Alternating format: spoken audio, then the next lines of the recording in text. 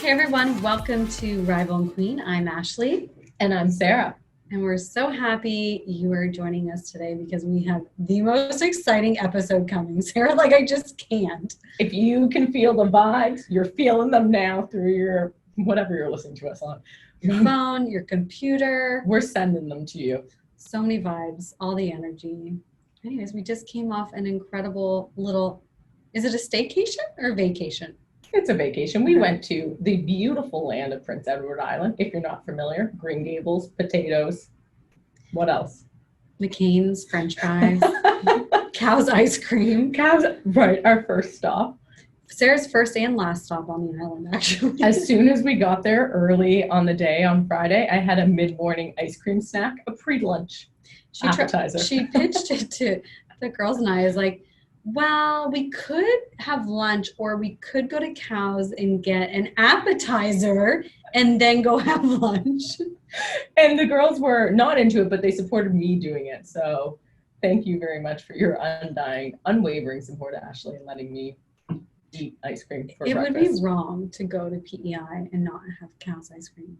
It is. If you are not familiar with this sensation, please look it up because they also, this was the first time I've been in a Cow store in literally probably a decade, and they are famous for their parody t-shirts of like very famous things. But we went there and they have Moochie t-shirts. Musashi? And Musashi, like designer knockoffs of designer brands. And I love those two t-shirts. I thought they were funny.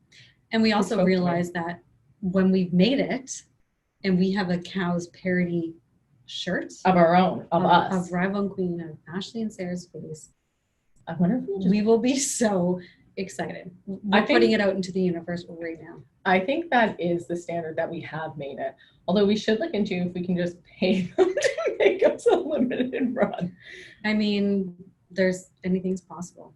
Yeah, I don't know what it would be called. We'd have to come up with a clever new version. I know. Of our I actually just thought about that.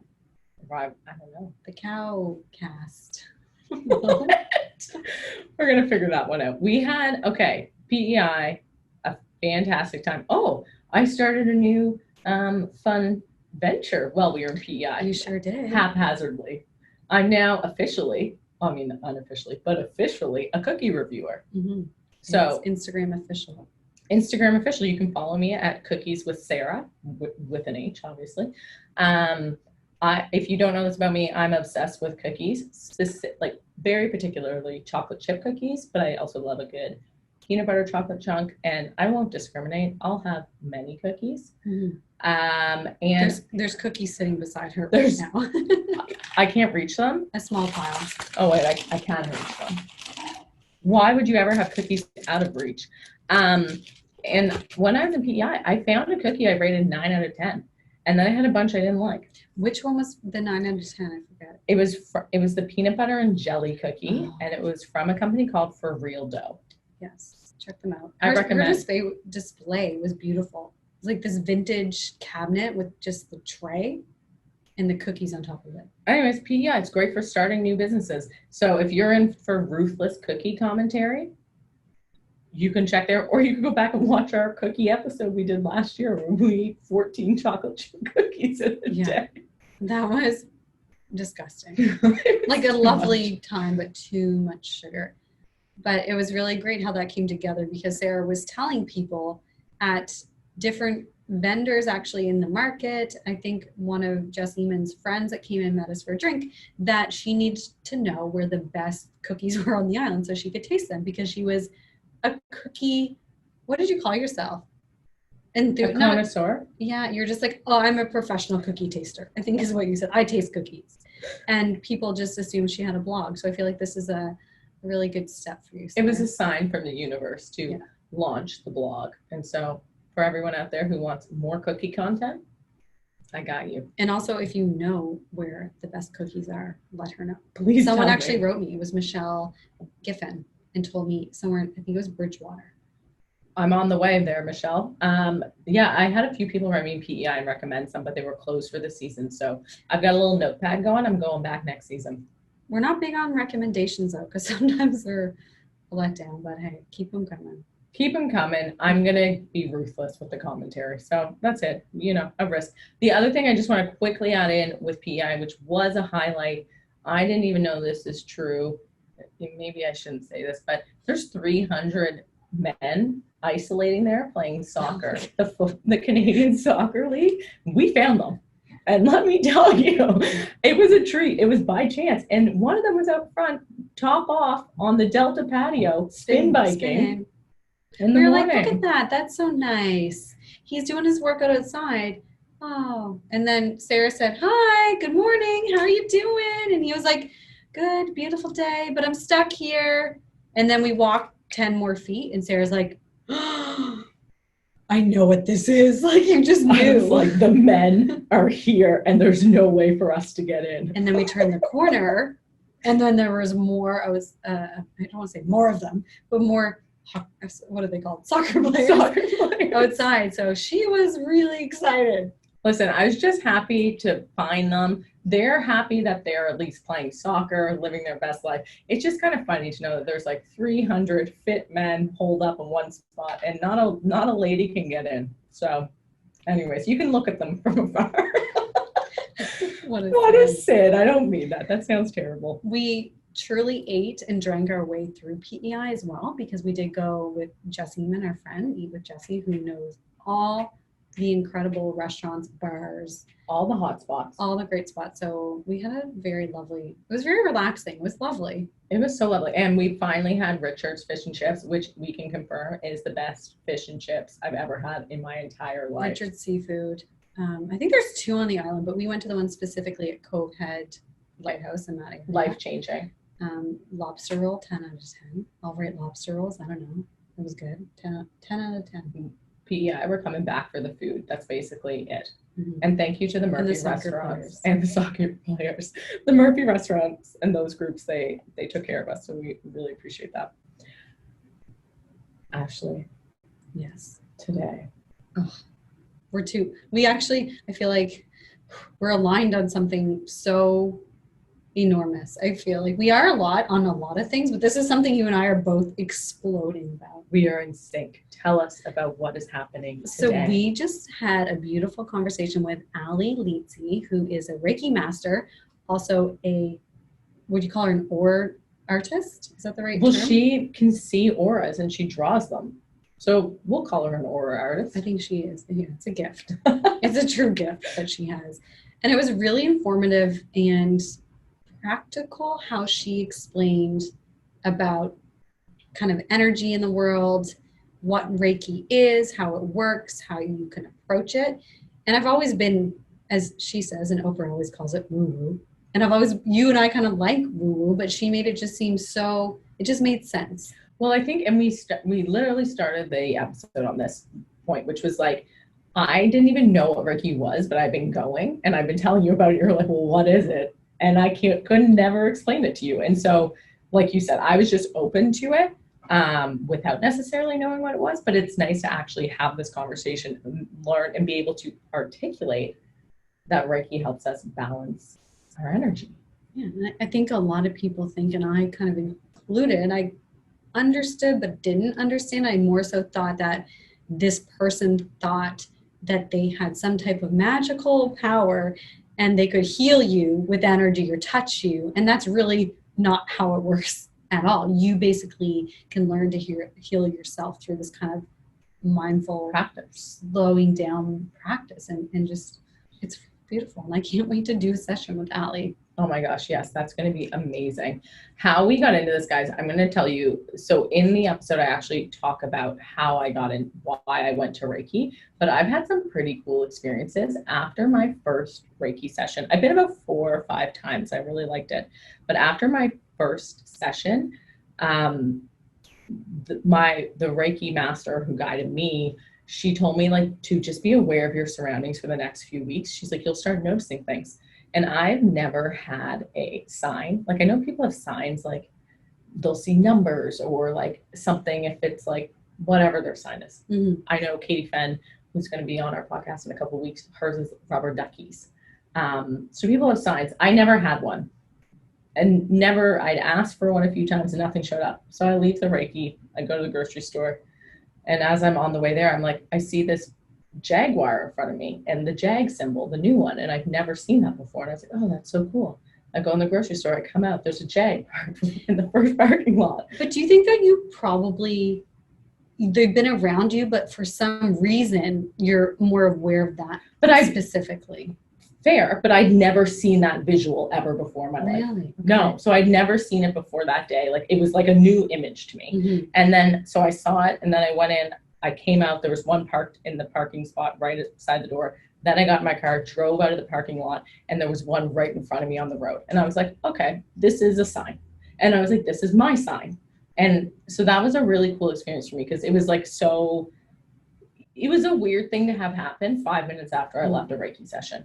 And it had been something I'd been asking for and hadn't been coming. So that was, just kind of an interesting synchronicity, we'll call it. And I found it really interesting. Reiki helped me start my soul journey. So amazing. I feel like it's something I'm excited to share with people and for them to learn more about. And especially when towards the end, we get into the auras and the things that Ali is so lucky to see. And since she was younger, she saw this. And we won't tell you what our colors are, but she was able, as soon as we even hopped on the call and she saw our video, to see very clearly what auras and colors that we had around us. So it'd be interesting, Sarah, if you do get one of these drawings, well, you're going to see if there's some type of animal or something also incorporated, like a jaguar or like a leopard or something. Right. Because maybe that's part of your soul. I don't know. And how we actually found Ali, guys, is she does these incredible aura portraits. And so they're all in the show notes. We'll have links to all that stuff, but they are stunning. This is how we found her through Instagram, as we saw these incredible portraits she was doing of people's auras. And like Ashley said, it's truly a gift. So in this episode, we are going to actually find out what Reiki is. Here are some of my favorite parts. Ali teaches us how to actually tune into our energy and feel our own energy. And then she also gives us tips of how you can start practicing to see other people's auras if you want to do this. Just a quick note, if you are driving, they're in the middle of this episode, she's going to tell you to slow down and start feeling your energy. Just hit pause then. Okay, or just ignore that part. Ignore that part. But try it again later. This is a super fantastic episode. If you want to follow Ali, you can follow her at Ali, Ali.Lizzi, Lizzi, or at Your Aura by Ali on Instagram, or at blissandbalance.healing. Yeah, her and her partner have a sound bath. Is that how you call it? Yeah, sound bath. I think those crystal bowls. Yeah. We did that once in a meditation yoga kind of class. So they actually make sounds and recordings for those kind of energy vibrations as well. So I love it. Yeah, when we did that yoga class, I was like crying, I think. I know, I want to go to again, because I was actually very anxious during that period in that week. So I found it really, really hard to kind of like absorb everything and feel it. But I think now I'd really feel it. So I think we should go again. We're going to go again. We'll find out more about sound healing in a future episode. Yes, we will. It's all coming together. All right, Ash. Shall we dive in and learn all about the vibes? We'll see everyone on the other side. Let's talk with Ali. Okay, we are a little bit amped up right now to be talking with Ali, a Reiki master, because this is something Sarah and I are so into. I've actually personally never done a Reiki session, but Sarah's done several. So this is going to really shine light for me and anyone else listening who doesn't know much about Reiki and wants to discover. And Sarah, I know you have more questions about things that have happened to you in your sessions. Well, Ali, welcome first off. We're so excited. We've just been chatting. I'm so happy. This is so exciting. Thank you guys so much for giving me the space to share what I do and my story. And I'm just really excited to be here. I'm really grateful for you guys and our connection. We knew we had to do a Reiki episode because, as Ashley was kind of alluding to, I've had a bunch of Reiki sessions. Great. But the funny thing with me is, like, she's asking me what they're doing, what's happening. I'm like, oh, I have no idea. I just go. And people ask me what Reiki is, and I really, truly am like, I don't really know the answer. It just feels good to me, so I'm into it. To be honest, you're doing it. You're doing the Reiki. It's that with Reiki, I'm actually just like, as a Reiki master, I'm just holding the space. I'm making a safe space for you so that you can heal. I'm using energy to just balance your system so that you can actually do it yourself. It's not that a Reiki master or someone who performs Reiki it's not like we're magicians, you know. It's not like we're technically doing anything. We're actually just creating a balance in your energy and calming the system so that you can heal yourself. Super cool. I feel calmer right now. I don't know why, but I do all of a sudden. Oh my God. I'm so Ali. The intention of Reiki, you can have some healing once you have the intention of learning about it, or once you actually pay and make an appointment. Like once you set that intention, the healing begins. So even if you book it from like a week from now, you actually have a week of that Reiki energy, which is just universal energy, already preparing for you to heal. It's already happening. Okay, we got to break this down a little bit. Okay.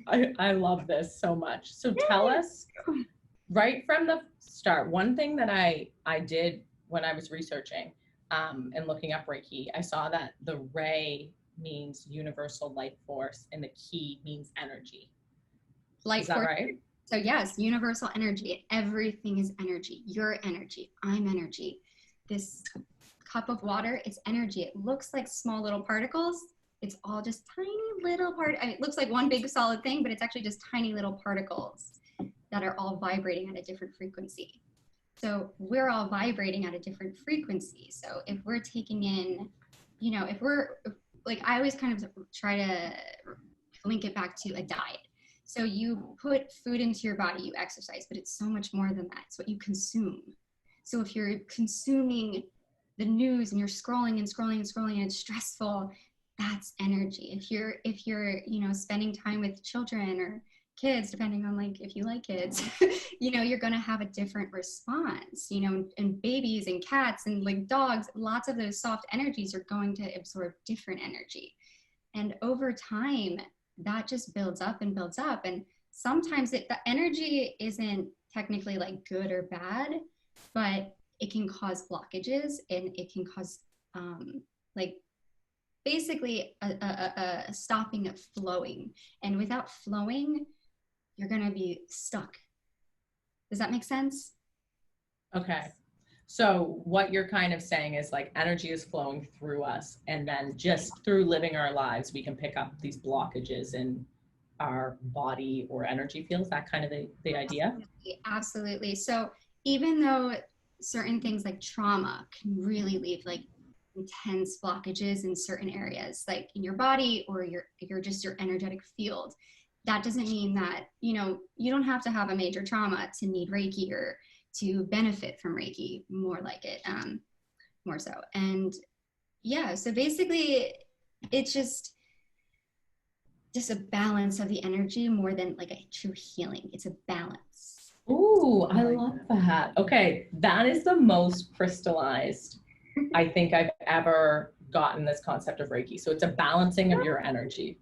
Yes. And then situations or traumas or things that might trigger the imbalance is kind of what makes you feel like you have blockages. So here's like an example from a personal point where there's basically like invisible lines of energy going through your body everywhere. And so, for example, I know it's so fun. Love it. But for example, right I have really bad TMJ, right? Like I get such tight jaw from like, and I always just assumed I was like clenching or something. And, you know, I would go to a dentist and they would, you're like, I have this. So I can't wait to hear what you say.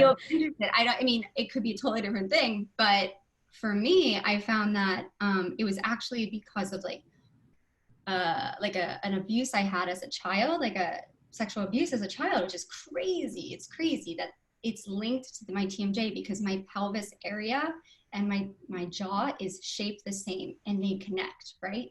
So I was holding this trauma within me, this like really serious, painful trauma that I was kind of not working through. And it was showing up in this pain in my jaw that I just kept clenching and locking it.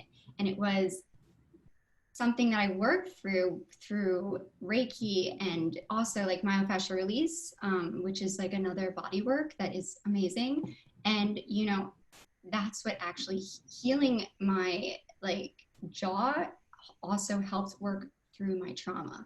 So with Reiki, that energy, that link between the two is just, it's so clear for me, because once I actually like worked on this area, my trauma started to release as well, and emotions came up. When I would work through my jaw, I would cry. I would like release, because it was just that buildup of tension. You know, people sometimes wake up in the morning and say, "Oh, I have this neck pain out of nowhere. Like, where did this come from?" No, nothing's out of nowhere. It's out of somewhere. We're just not noticing where it's coming from. Okay. So one of the things. Oh, we're getting feedback. You sure? No, I think Good I think now. it's good now. I think it's good now. We were just picking up on the speaker coming through. Oh, okay. So one of the There's Reiki energy. There's energy coming from somewhere. Exactly. So one of the things that you're talking about is physical pain. Like, what are some of the reasons someone might look into Reiki? Or is it just if you're having physical pain, or is it like emotional trauma or Curiosity. pure? Yeah. Everyone could use Reiki. Everyone. All checks apply. Basically, it balances the system so that, you know, if it puts you in a relaxed state. So when you're in a relaxed state, it allows the body, the mind, the unconscious, the soul to heal, because healing only takes place in a relaxed state. You cannot heal if you are in stress, and if you're experiencing burnout, which is a lot of my clients come because they're just overworked and they're just burnt out from just all the pressures of society that is on them, and all the pressures from their parents and the pressures from themselves. That within itself could cause physical pain. And if we work through that energy on the emotional level, it might not come up in more serious ways. Disease is just an imbalance. Having a disease is an imbalance in the system. So when you balance the system through Reiki, through meditation, through mantra, through sound healing, through any vibrational frequency, it allows your body to heal, so that different physical ailments that might come, mental issues that might arise, emotional, they can all come all at once and all have supportive energy to heal from. Okay, interesting. So when I went to Reiki, I'm just going to share the story. I think it's relevant, probably. It wasn't that, because I find it interesting how people get into it. And I wasn't even personally looking into it, but my roommate went and she really liked it. So I was just like, okay, I'll go. And at the time, I've been having like a blockage in my throat for 4 months. And I still get it a little bit now, but it's different. Like at that point, I was like very upset about it, because it wouldn't go away and it was so uncomfortable. So that's why I started going to Reiki. And actually, Ashley knows this. It's like a very funny story. So then I started singing lessons because she recommended. She's like, you need to start using your voice to create. So I took singing lessons, which we all know. Well, you don't know, but Ashley knows. I would not be considered a singer, and I hope none of you listening, I love you all, ever have to listen to me. You are a singer. You sang. You took singing lessons. You're a singer. And you enjoyed it. That's what matters. Well, what came out of it after was, from our conversation, she's like, you need to start using your voice. And then, lo and behold, a few months later, we started the podcast. And I love that. It was a really interesting connection of that conversation. And through that journey, it helped me kind of get the pieces to start looking at personally, like reflecting what was going on and why I was getting a blockage in my throat. And it was really just that first step that helped me on the healing journey, I will say. It wasn't, and I don't know whether you can add any clarity to this, it wasn't the thing that necessarily completely healed me, but it got me open enough to start reflecting on what was going on and why I was getting this like emotional lump in my throat. I want to be very clear. It was not a physical lump. And for the record, for anyone who's concerned listening, I did go to a doctor. They didn't have any information. Of course, I'm such a big advocate of Reiki, but of course you should always see both sides of the Eastern and Western medicine. Everyone's important here. So, what you probably experienced is that you finally had a moment to actually have your energy balanced, where you could feel what that would be, and you could go inside and look at what is actually could be blocking you. Even if you might not have the answer, you started to search for it. You started to question it. You started to think, okay, there must be something there. And that's what a spiritual practice is. It's to go inward, to be open to, it's to ask and then be open to receive. So that initial Reiki session for you was exactly what you needed. I believe that all Reiki sessions are exactly what people needed, even if they go and just take a nap, like it was like what they needed. And for you, you had the opportunity to say, I'm actually going to take some time for myself and allow the energy of the universe to balance within my body and stop having the chaos go all over the place, so that I can actually focus and have a moment to actually just feel what I'm feeling and not have this judgment around me of what it could be or what I should be doing or what I should be thinking. And like, why is this like blocked? Like, what's wrong with me? It's like, there's no judgment. It's a safe space for you to just go inward and to listen to what comes up. And for you, this was a question. What do you think? No, I just asked. It's so clear to me now. I feel like why Reiki is helpful for people. And I can only imagine that there's so many misconceptions and assumptions about what Reiki is and what it might do or not do, that this explanation is just so clear to me about just that whole safe space, holding space for yourself and being relaxed, kind of just calming your nervous system and your mind to see how or what you might feel. Exactly. I love it. I have more questions, obviously, now that we're opening this gate. Yeah, like, let's do it. shocker. So can you tell us what someone could expect in a session? Like, what is a typical Reiki session? So right now I'm doing a lot of distance work. So actually, which is really something I wanted to even mention here, because a lot of people don't want to be like, well, what is it? Distance Reiki isn't, what's that going to do? It works just as well as doing Reiki in person, because it is just holding the space. Once again, you are the healer. I am just the conduit to create a safe space so that you have that relationship with the universe, spirit, whatever you feel comfortable calling it, because no matter what it is, it could just be just energy, And so what you could expect from like a session with me, for example, is I like to incorporate using crystal singing bowls, because I believe in that vibrational frequency. And I think it immediately sets the stage for a relaxing environment. And then I will be working with Reiki almost through the vibration of the crystal bowls. But most of the time, people use it with their hands. So they send it through the energy of their palms. So for you guys at home, and of course you guys, you can actually, if you hold your palms together and imagine like a ball of light going back and forth between your palms, you'll feel that it starts to get warmer. Imagine the ball just forming. And then actually you can start to like feel the ball. You can just feel the shape. Oh! Did you see it? You feel it. I can feel it so much. It's and crazy. it was like getting faster. And then if you want, you can actually put your hand on one hand on your heart and one hand on your stomach. Close your eyes and just begin to breathe deeply through your nose and into your stomach, exhaling through your nose.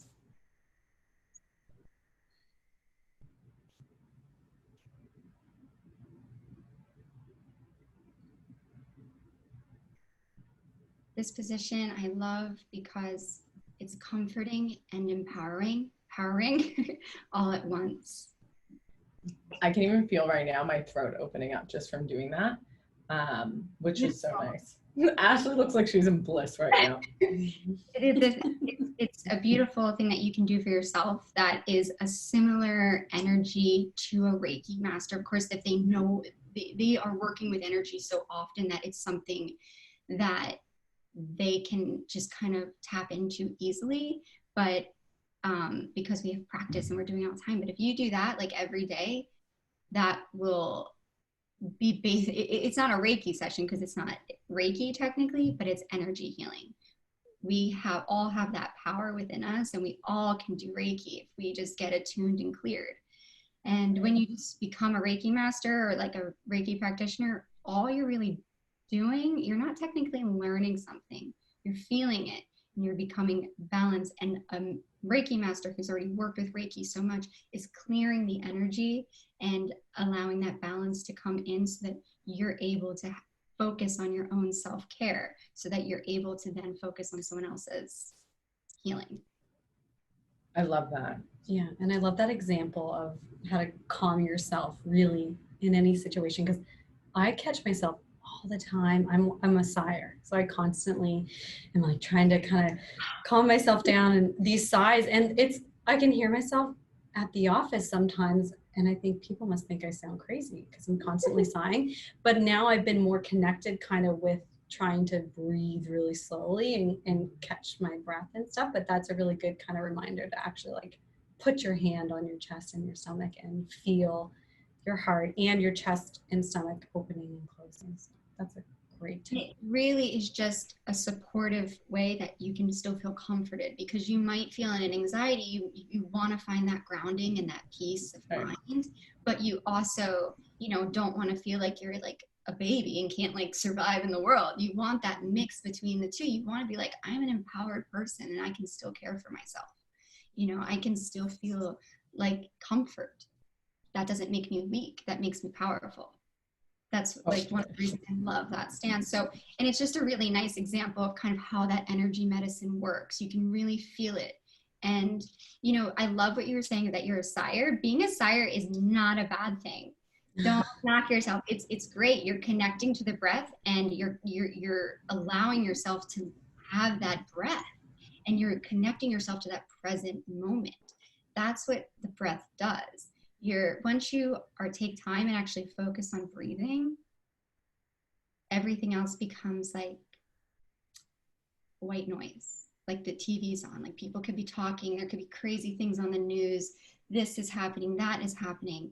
But when you connect to the breath, you're actually living in the present completely, and it connects you to that present. It reminds you that that's there, and the future is over there, and the past is over here, but you are right here. Just don't knock yourself for being a sire. A sire is great. Good. Okay. Now that I know that. To breathe. But do it intentionally. Change it from being a way to just like, if it's something that's like frustrating you or upsetting you, instead embrace it and say, I'm going to be completely intentional with this sigh. When I sigh, it's that I'm connecting to this moment. I'm releasing. I'm allowing myself to not hold on to the tension that I'm having within me. I'm allowing myself to breathe. That is powerful. So that mentality of even just thinking it's not a good thing. It's like, don't even worry about good or bad. That's duality when we're trying to connect to oneness, like we are connecting to that universal light energy in the world. It's all like coming in and coming inward and knowing that you are one with the universe, and it's all good. I'm such a little hippie. I'm sorry. Sometimes I listen to myself and I'm like, gosh, they must think I love it. But it's truly like a powerful thing. The breath is always come back to it. So never knock the breath. Never. It's the best. One of the things I really love about the description you just gave, especially when you're getting us to create that energy in our hands, is and I think this is what I like about Reiki, it's kind of that concept that you are your own healer, and like you have the ability to heal yourself at the end of the day. 100%. And if anyone says that they're the reason that they're healing you, that is the opposite. You do not want to go to that person. Know what? You can always heal yourself. You might just need the assistance of someone to hold the space for you, because the world is a wild place. I mean, life is a crazy thing. We're literally just random molecules of vibration just plopped on the middle of the universe on a planet. Like, how did we even get here? Nobody knows. Nobody has any idea. We're literally aliens. Like, it's crazy. Like, what? And like, there's like a huge sky, and the sun rises, and like the moon affects like your period. Like, nothing makes sense. Nothing.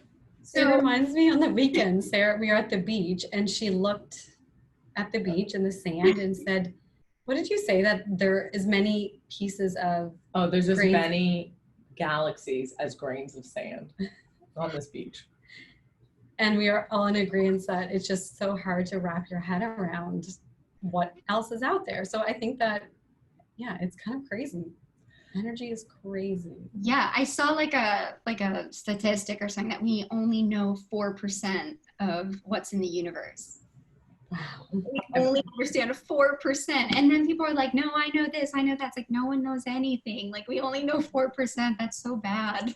Like, we would get an F. It's like, if that was the amount of like that we knew, it's like, we would not, that's not good. There's so much more to know. 96% of the universe is completely unknown to us. So, you know, this idea of Reiki might sound a little like woo-woo or strange, but I feel it. You feel it. When you work with it, you just have an inner knowing that you're healing versus understanding it. Totally. I think that's so important.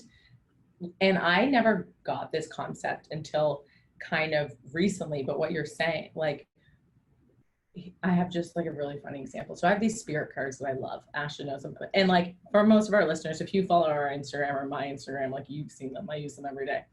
And one of the people who really loved them the most, or was the most interested in them, was a friend of mine, Nitham, in Newfoundland. And he's a Rhodes Scholar data scientist for Google. And I love him. And so I just would have assumed he'd be like, absolutely not. I'm so logical. This is not interesting to me. But one of my friends kind of explained it to me. When you are sometimes that logical, or when you're studying math and numbers and things like this so much, you have enough awareness to know that we don't know it all. And that's kind of what you're just saying, is like, when you look into where we are with science and things like that, there's things we can't explain still, and you kind of just have to trust like that. Once you realize you know nothing, you begin to realize it just, everything becomes a lot easier to open up to. Be accepting.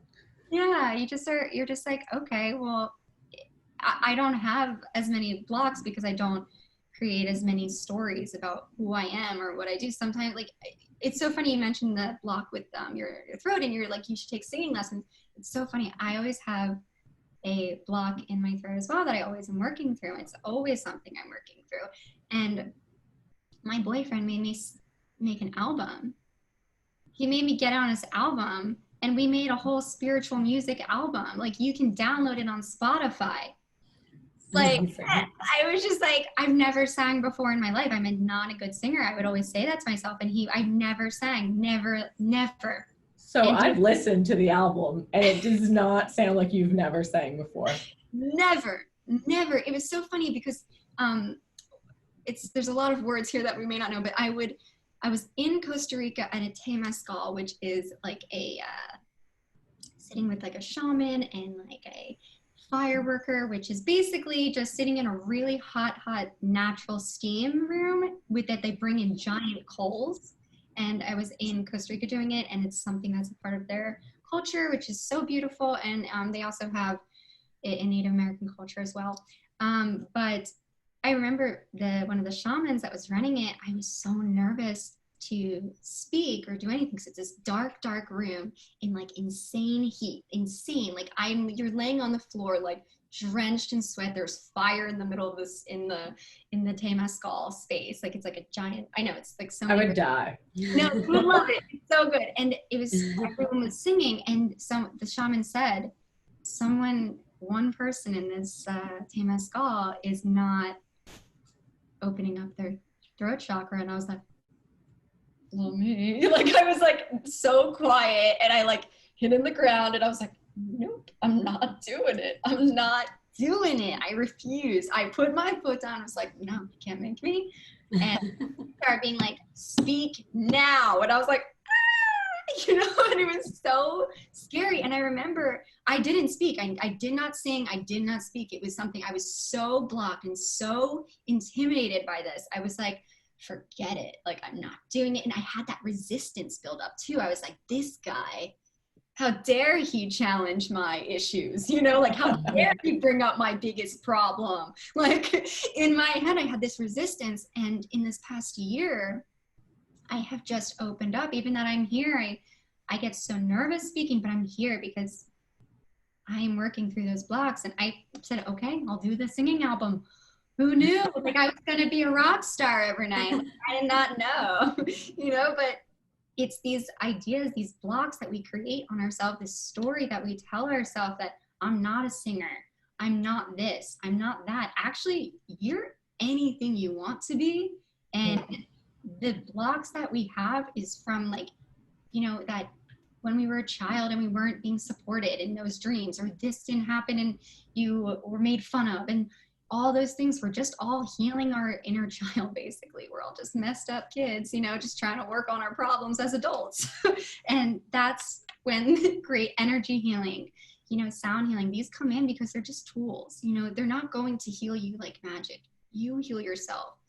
These are just tools to help you on your path so that you feel supported, that you have just, you know, this endless universal energy that's here to support you. I mean, like, wow, that's powerful, you know, that it's always there, and like that your energy, that this is always changing, and you're always can vibrate differently. If, like, you know, now I wasn't a rock star last year and now I am casually now. But I love that. That transition, like, when you allow it to happen, you remove those blocks, like, magic happens. And when you're open to the universe does not play small. The universe is like loud and magic. Like, if you just start saying, like, I'm just going to open myself up. Now you're like, you were like, I had this block in my throat. Now you're on a podcast. Now you're helping someone else who has a block in their throat. You're actually the healer in this situation. You're helping me. You're giving me that opportunity to heal myself. Oh. You see? That's so cool. Like, you're not doing anything besides living your truth and healing yourself, and you're just sharing what makes you excited. And that is how, that's what a light worker is. That's what a healer is. Living your truth and being an example so that you can help others heal as well. And that you're basically a Reiki master. You might be soon. This will be the next course we're gonna have to do. Yeah. So I know Sarah talked about, or kind of asked about, a typical session, but I kind of want to dive a bit more into that, because I know what your experience in person with a Reiki master was like. But the virtual kind of, is there preparation, I guess, whether in person or virtual, that people have to be prepared for, or what happens after? Like, do you feel different? Is there something that, you know, or do you feel trained? Everyone has a different response, but I would say before a Reiki session, some things that I always say to have close by is like water, because if your energy is moving, that's a lot, you become dehydrated. So always water. That is our source of life. That is how we survive. It's the most beautiful thing that just showed up out of nowhere on this weird planet in the middle of nowhere and was like, here's your life source.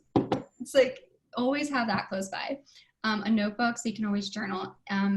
Journaling is great because you can channel what's coming through you, channel what's coming through spirit, and let it all come into one. And it's not just your thoughts, but free writing is great after Reiki. You just let yourself flow. You're in a really open state. So if you write afterwards, I always say have it close by just in case something comes up. But really, once you sign up for Reiki, even if it's like a week before, Reiki is already happening. There's not much that you'd have to do, and you don't have to be nervous. There's nothing that is expected of you. You are meant to just show up and allow yourself to be open to healing. As long as you're open to healing, that's all you need to do. The Reiki master will handle it from there, but it really is just like, they'll ask you to like lay down. They'll probably talk to you and say like, for me, like I like to ask, how much of a guided meditation would you want? Do you want it to be silent and I'm just here doing Reiki and just with crystal bowls? That's fine. Some people need a meditation to just get themselves in that space. But as a person, I have things to prepare. Like I personally do Reiki on myself prior to working with anyone else, because I just want to make sure that I am the clearest conduit for their healing. And if I'm in like, what if I had like an argument with like my mom or something, and I'm like, oh, but I just allow myself the space about a half hour before to clear my own energies so that I'm able to just be that safe space for them, to be a container for them.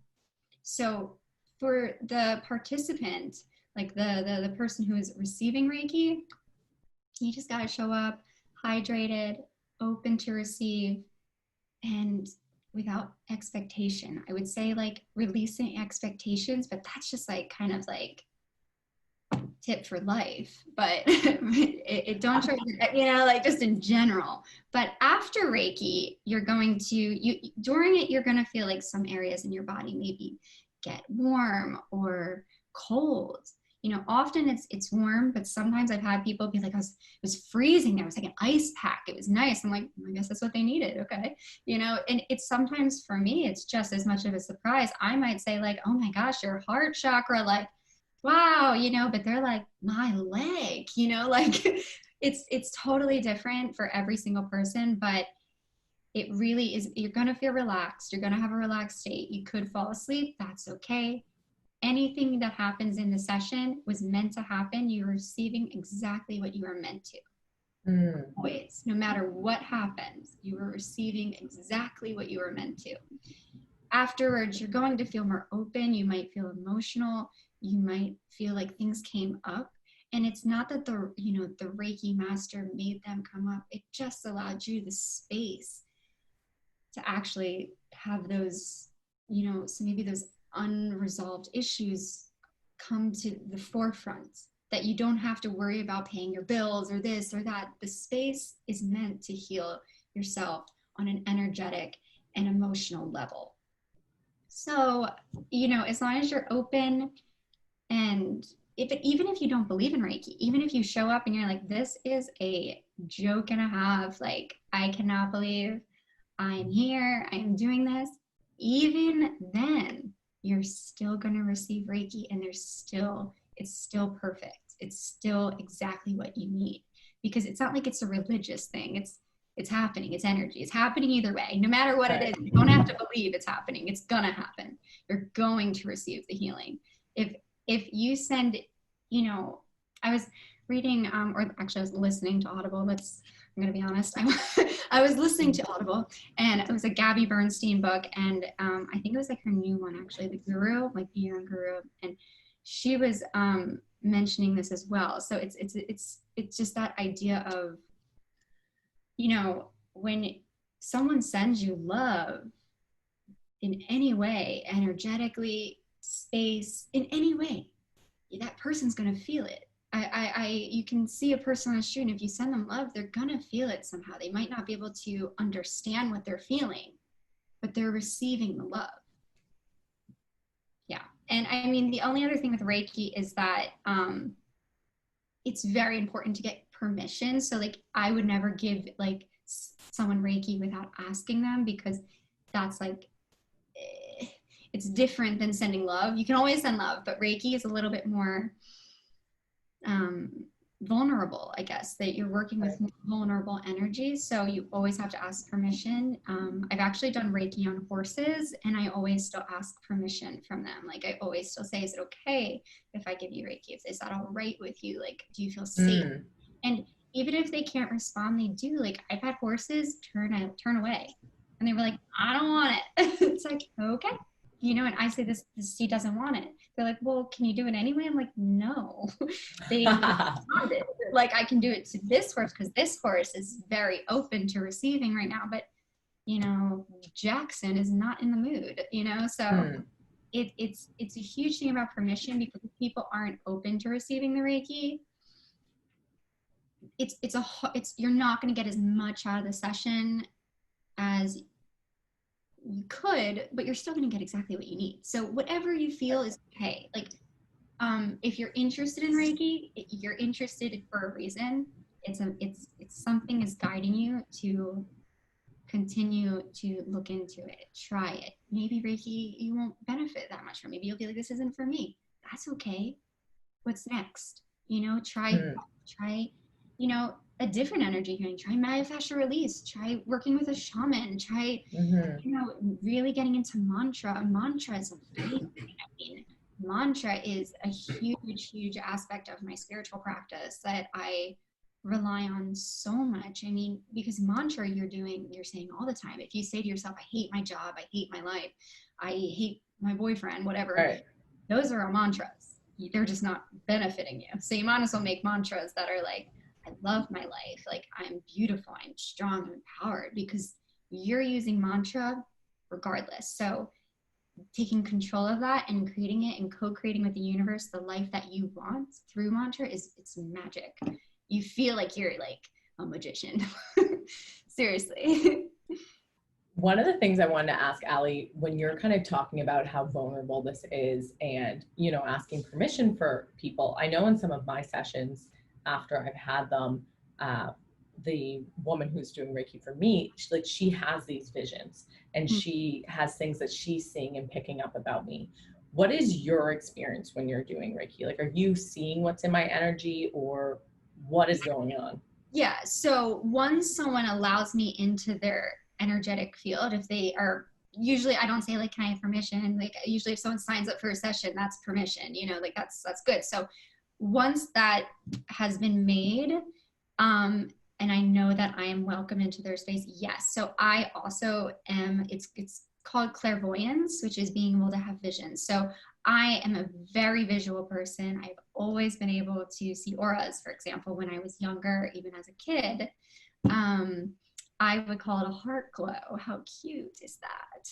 I know. And I would go home to my mom and I'd be like, I don't know about that person's heart glow, or like, oh, I love their heart glow. And like, that person has a red heart glow. Like I would just like do this when I was little. And instead of my mom, saying like, what are you talking about? Or like making me feel bad about it. She really encourages me, saying, wow, that's beautiful. What do you see? And because of that encouragement, I kind of never lost that ability to see auras. I didn't know. And one day I just started like describing it. I was like, I'll just make it. And I was never really an artist or anything before I tapped into this, like my clairvoyance so clearly, because I just create what I see. I create what I feel. So when I like work with auras, for example, and Reiki, because it's basically the same. I'm working with the energetic field. So Okay. When I'm working with Reiki, I'll stick that on. I do have visions. I see what lights up. I see areas that have blockages. I actually more feel the emotion in those areas. Like I'll feel like someone's going through like a heart-aching experience, my heart will ache. Like I will feel it. And it's something that it's not hurting me, because it's not like it's taking away my energy, because I take from universal energy, endless energy. So it's not like I'm giving you my energy. I'm just feeling yours so clearly, and I'm able to hold this space so that I can kind of not take it on, because it's not now my energy. It's just balancing it in a way that, back to always to align everything. I can align the chakras.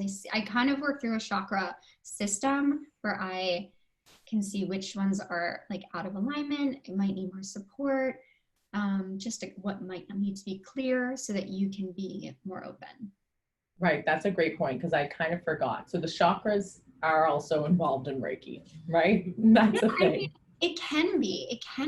I think with Reiki, there's no rule. It's energy. So, everyone's going to have a little different edge on it. And my recommendation for finding the right Reiki master for you would really just be someone that you're inspired by, that you want to, you feel safe with them. You look at their energy and you're like, oh, I feel comfortable.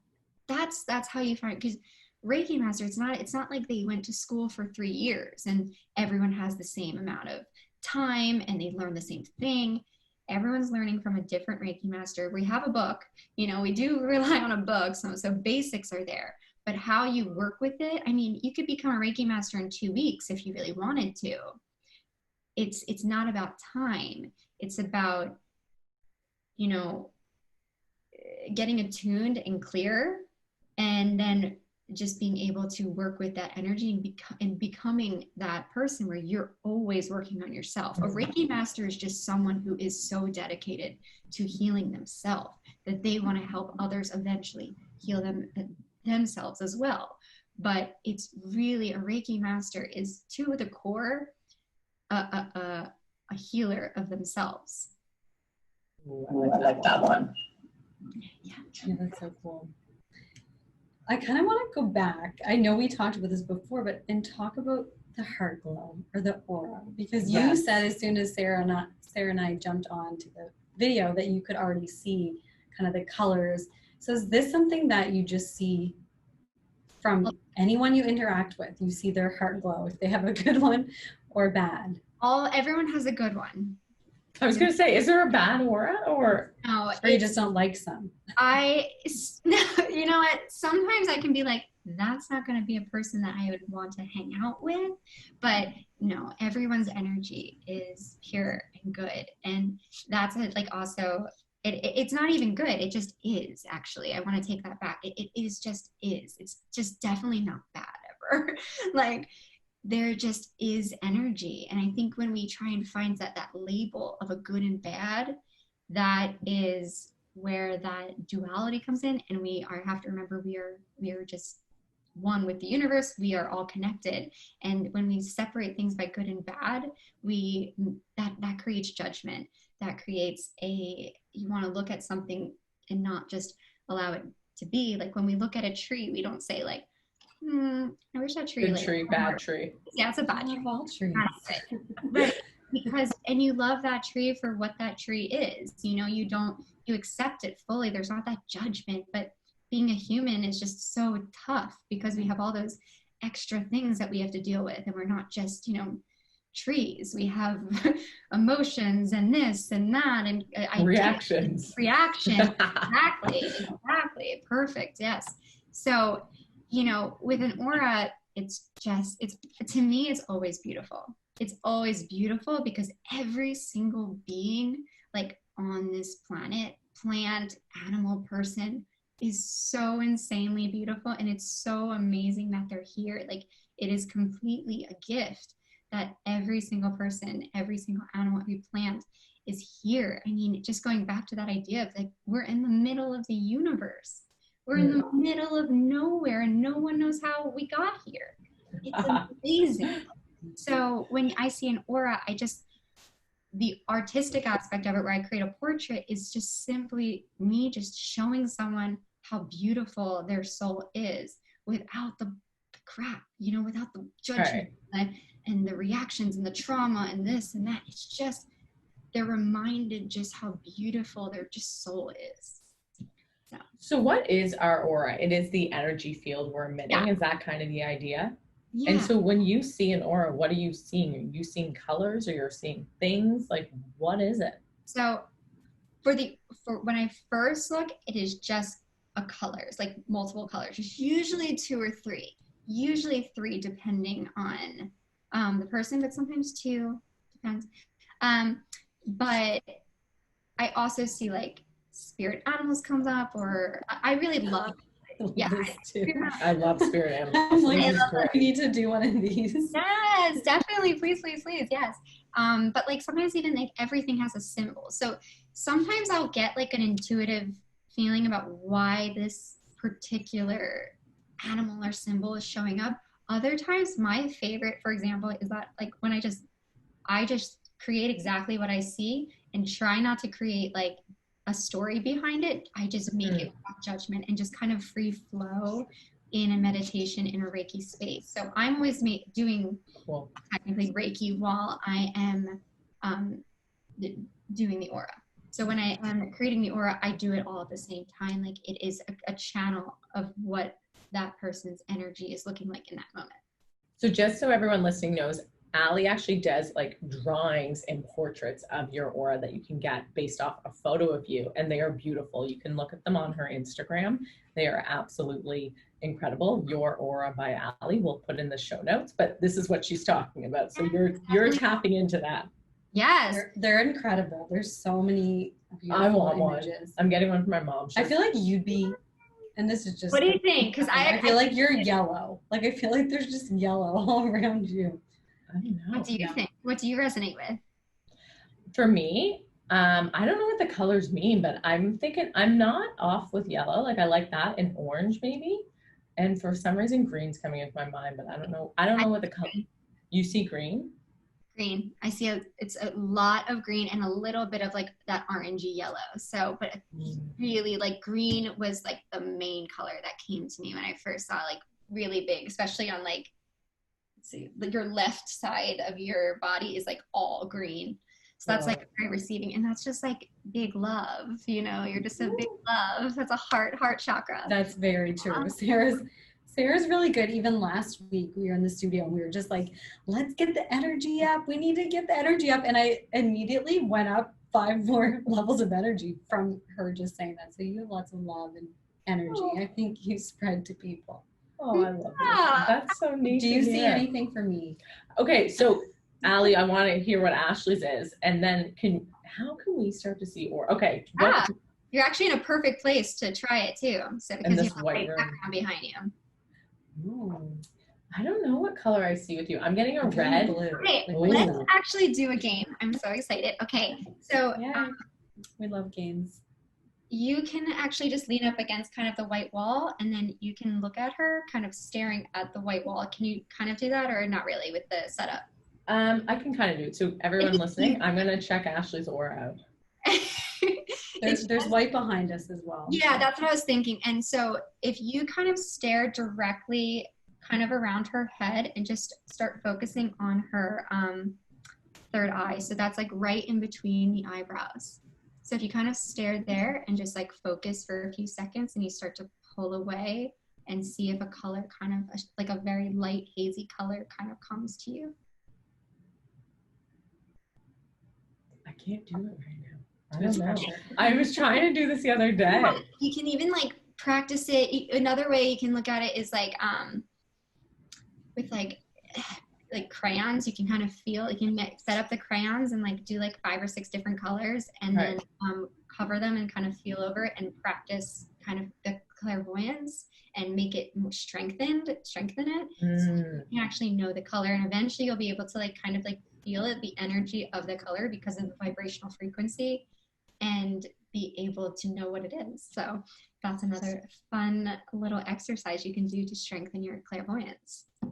I love this. Okay, we're gonna have to practice after we get off, because I want to see if I can do it. So and what color do you see? What? Auras do change as well. How often? Is it every day?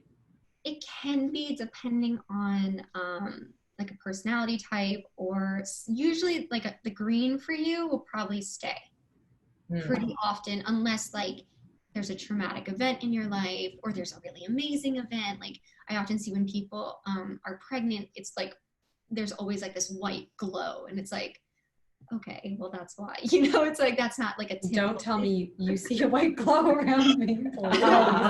No, you actually, it's so funny that you were saying like that orangey yellow, because you're more orangey yellow with a bit of pink.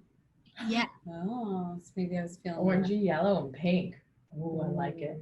So it's like a mood ring. That's what's coming to mind when you were saying it changes, like the colors in your mood ring. Yeah, and it's not like as much as a mood as it really is like what your soul deep down is feeling. So you could be irritable and still have the same aura as you do when you're happy. But if there's like a major life transition, things can change it. And you know, if for example, even with like the coronavirus and the pandemic, like a lot of people's auras were just like a little bit paler, just because a paler aura just is like they're depleted. You know, they're scared, or they have fear or something, but it doesn't change like the beauty and like the color. It's just the vibrancy changes kind of a little bit based more on mood. Do you know what I mean? Totally. So so the colors mean specific things, or? I mean, there's Okay. kind of can change a little bit depending on the hue. So it's kind of hard to say like this means this, but Right. I can give like mixing that with like just my intuitive abilities is kind of how I give the reading. So in addition to the Beautiful. portrait that I give with the auras, I also do a reading so that you know what all the colors could possibly mean. But I have people come up and say like, I can't believe you saw this like dove, because I see doves. Like they might have this other reason that might come up for them specifically. Sometimes the universe sends a message through me, but isn't meant for me to know. You know, it's Dear God, I feel like I cannot go forward without having this. No, done. I want one too. And I'm also thinking about how this is the best gift to give someone. Oh, they're really great gifts. Honestly, that's my favorite. Whenever I get people who are giving them as gifts, they're like, this was the best. I'm so excited for holidays. I'm like, So fun. I love this so much. This is so nice to hear, Ali, and to learn about the auras and kind of how Reiki works with energy and how it's all connected. Oh my God, my heart is so Learned full. much. Yes, we've learned everything is so much. connected. Everything is so connected. And just like that, remembering how much like you think like, oh, you're like this just like random person going through the world. It's like, no, you are a divine spirit, and there's just everyone's a spirit just floating around with all these great, beautiful colors around them because they're amazing. And it just, if you think of the world that way and think of other humans that way, you just have such a different appreciation, and you know, there would be less hate in the world. There's just more, there would be more compassion, because when you see someone as a spirit, it's like, whoa, that's that you see them through like the lens of love. So when you shift that perspective, you know, it's just, there's just so much more love in the world, and you're able to heal yourself more, because when you just don't have those blockages of like, oh, this person or that person or judgment or hate, it's all these things that like build up, and that's why we can't heal ourselves, and then we create the problem. You know, we'll end up hurting others, you know, because you can be a trigger just as much as someone else can, you know. And being able to heal yourself and being able to take that space for yourself and work through your energy and work through your trauma and work through whatever blocks you have, like you're really just, it's not a selfish thing to do. It's actually the most generous thing you can do to the world, because when you show up fully as your like truest, highest self, like you are inspiring others. Like right now, as I was mentioning, you had a block, you're now running a podcast, I'm now here, you're helping me. This is how the world gets better. This is how people love more. So cool. I love that. Oh, This has been so great. this has been so nice, Ali, and really so great to actually learn finally what Reiki is. And I feel like I can tell people I'm so balancing happy. energy, which is awesome, and so great to hear about the aura as well. Yes. Thank you guys so much. I'm so happy I got to share everything. Before we wrap, we do like to ask all of our guests, what is lighting you up right now? What is making your heart sing? I am creating a jewelry line right now. Ooh. I made it right now, actually. I was just going to say we can see Ali, and she's got beautiful earrings on. They're actually butterfly wings that I painted with like a plastic kind of thing with resin. So they're real butterfly wings. What? Yeah, and I do that with flowers. So like I go and like pick flowers and like just bought butterfly wings and just started making jewelry out of them. So I am really excited about it. I love expressing myself creatively in new ways all the time. It's just something that allows what kind of like goes on in myself, and like it's a meditation for me. Like art therapy is like number one thing that I do. Every morning I actually wake up at 6 a.m. and I just make earrings and jewelry with like flowers and butterflies for like the first 2 hours until 8 a.m. and then I go for a walk, and then my boyfriend finally wakes up, you know. But I have like this whole morning of just creating with like these natural like beautiful things that just are from the earth, and it just makes me happy and like so excited. And I haven't launched it. I don't even know when I'm going to do it. I've just been making them to the point where I have like 300 things that I have to sell at one point, but it's just so fun, it's just so, I'm just having so much fun doing it without expectation, which is so exciting, because so many times I go into things being like, okay, I'm going to do this and then I'm going to achieve this with it. I have this 10-year plan and it's going to be great. And this is just like, I just love doing it because I love doing it. And if nothing comes from it, I still love doing it. I still enjoy every second of it, Brings you true joy, I feel. That's amazing. Absolutely. Pleasure. And we cannot forget our favorite, most fun time of the episode, which is a meetup game. Sarah, please explain Queeniegrams. We're going to play a round of Queeniegrams with you, Ali. As Ash said, totally made up. It's super easy. All you do is pick a number between 1 and 98. We're going to ask you a question, then Ash is going to have a turn, then me. That's it. Oh, that's fun. Okay, 4 is my favorite number. I actually have it tattooed right here. So 4 it is. Cool. Okay, I love this.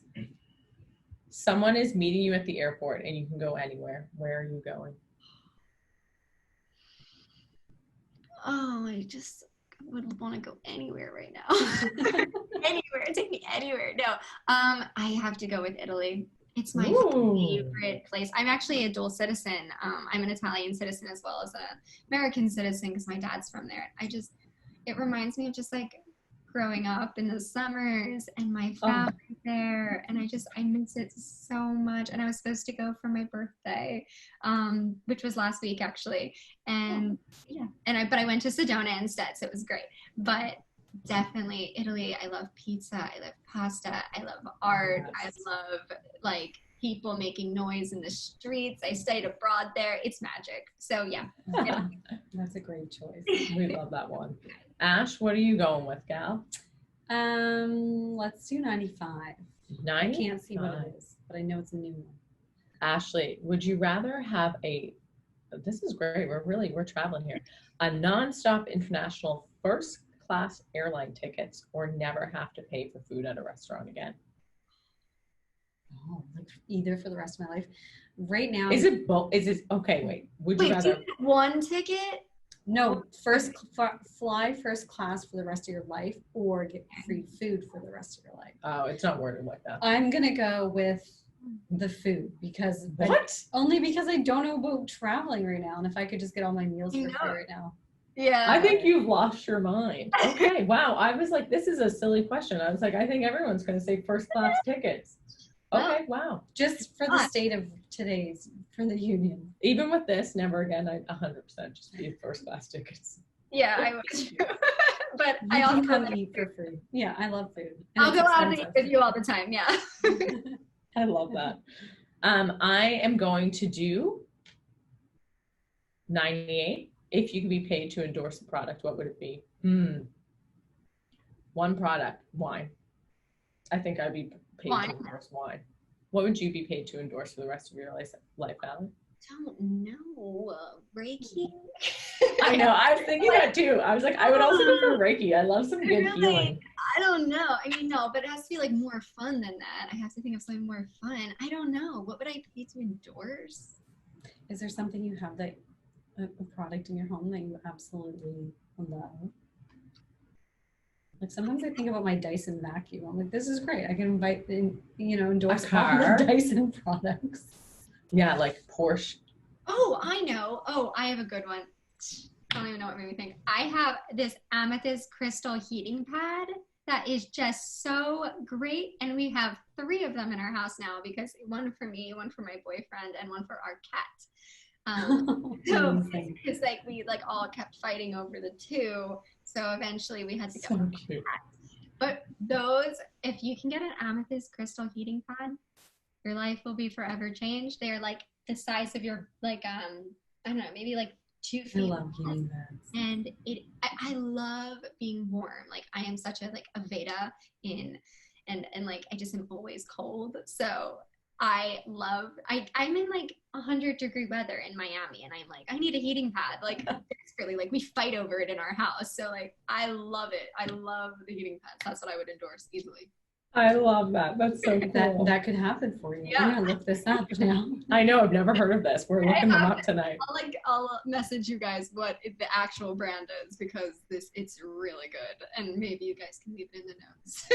Yes, for sure. I constantly have a heating pad tucked under my nightstand, and it's hideous and blue and just one from the drugstore. So I'm really into this. Oh, it's time to like up level with this. Seriously, I could endorse them. Like, I don't know why I'm not sponsored at this point. I think it's in your future. We'll link them in the show notes for you guys. Exactly.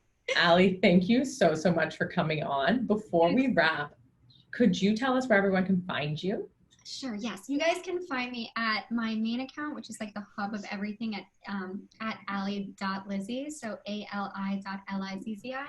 And then if you would like your aura read by me, you can go to Your Aura by Ali on Instagram, or if you would like to work with me and my partner with coaching, sound healing, we offer sound baths that you can download as well, different courses that we're going to launch shortly. You can go over to blissandbalance.healing, and also www.blissandbalance.org. Love that. We'll include all of those in the show notes as well. I'm all over the place, but I have a lot to offer. That's great. We love it. Thanks so much for coming on, Ali. This has been such a lovely episode. So much. This was so nice. Thank you again.